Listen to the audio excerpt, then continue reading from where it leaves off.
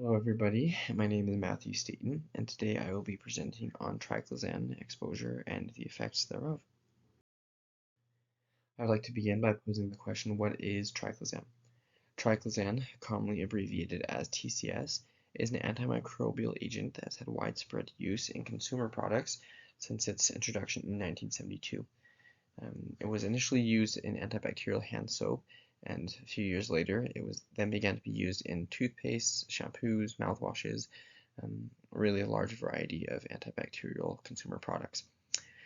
The structure of triclosan is shown here on the right. It was initially thought to be a rather functional antimicrobial agent. Its mechanism of action with respect to bacteria is to disrupt the plasma membrane via enol reductase of type 2 fatty acid synthase. By disrupting the production and repair and essentially the functionality of the plasma membrane, triclosan effectively kills the bacteria without releasing the intracellular components that could potentially be harmful. That being said, the functionality and effectiveness of triclosan has lately come into question, as people are questioning whether or not it is rather effective as an antimicrobial agent. Furthermore, triclosan has been associated with a number of adverse health effects, which has led to the European Union completely banning triclosan in all consumer products. The FDA is following suit with the ban in hand soap being enacted in 2016. The FDA determined at that time that data was insufficient with regards to the adverse effects of triclosan in other consumer products, but the investigation is still underway. There are a few routes of exposure to triclosan, however, exposure is primarily through these consumer products. There's also a chance that through use of these products, triclosan can enter our water system, and exposure can occur through drinking water.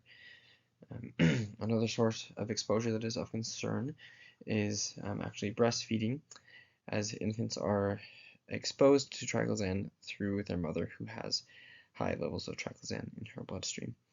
This is of concern because infants are susceptible to toxic effects, and they can cause developmental defects that will affect the child through its life. A recent study has shown that 80% of adults have high levels of triclosan in their bloodstream without any further exposure for the sake of research.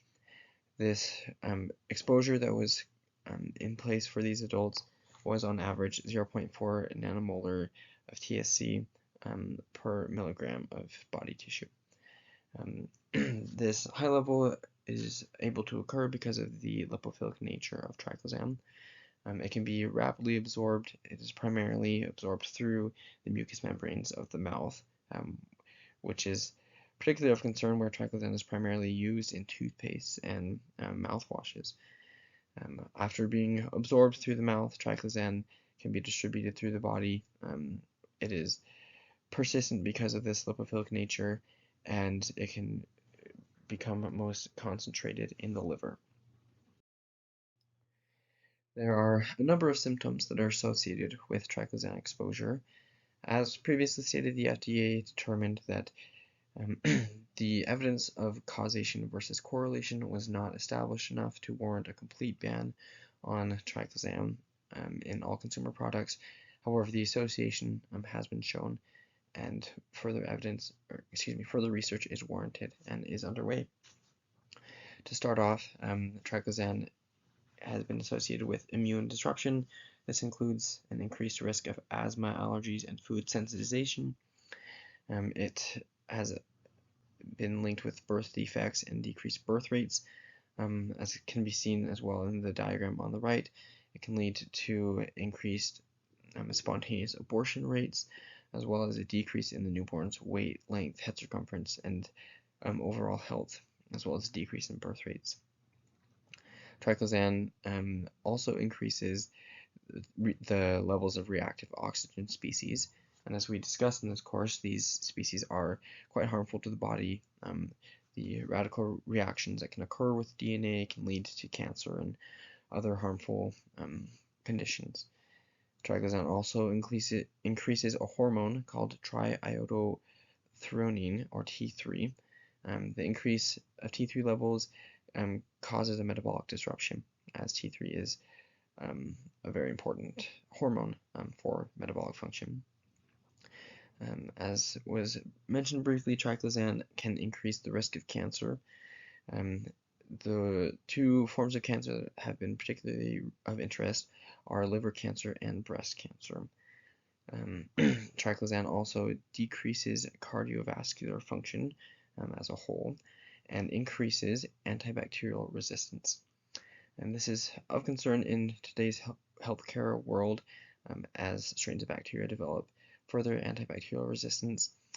Of great concern with triclosan is that it not only increases resistance to itself, but also to other antimicrobial agents.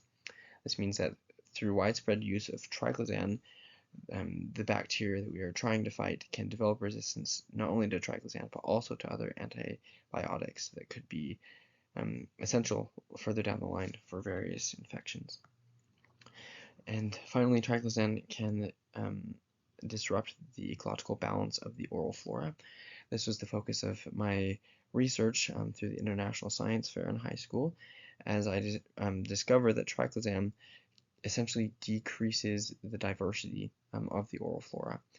This is of concern because without the competition among various strains of bacteria and even fungi, certain strains can grow out of check from the other bacterial strains, leading to those that are not targeted by triclosan or have developed this resistance to grow out of hand and potentially cause infections. The mode of action of triclosan is not yet fully understood, which could potentially be a reason for the FDA being hesitant to ban triclosan use in all consumer products. However, a number of possible mechanisms have been proposed. Triclosan is known to be an endocrine disruptor. It replaces estradiol in MCF-T breast cancer cells and inhibits androgen-responsive reporter gene. This can essentially stimulate rapid, uncontrolled growth of these breast cancer cells, and without regulation, massive tumors can form and breast cancer will occur. This is common of endocrine disruptors, as was learned in this course with various endocrine disruptors such as BPA. Triclosan is also associated with liver cancer. This is thought to be because it can enhance hepatocyte proliferation, fibrogenesis, and oxidative stress. This is likely because triclosan is found in such high concentrations in the liver, as was previously stated. Furthermore, the cardiovascular disruption of triclosan is thought to be due to a disruption of the calcium signaling that is essential in the propagation of action potentials. This can occur both in cardiac and skeletal muscles.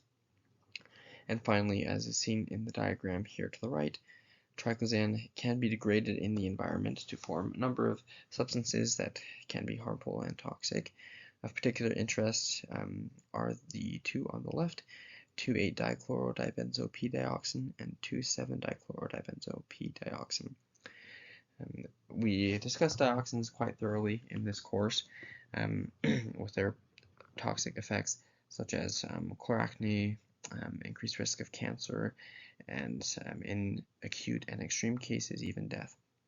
And the fact that triclosan can be transformed into dioxin species by exposure to light is of concern. If triclosan is able to make its way into our environment via our water or whatever source it may be, it can form these harmful and toxic substances that can cause harmful effects to us. It is therefore of concern that we continue to research triclosan, that we better understand its mode of action and its association with harmful diseases, as those previously listed. It is my hope that we can gather enough evidence to protect ourselves from triclosan exposure and follow the European Union in enacting a ban on triclosan in all consumer products.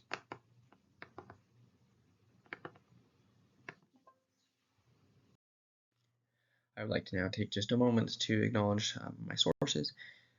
as well as to thank each of you for your participation in this course and for making it an educational and valuable experience.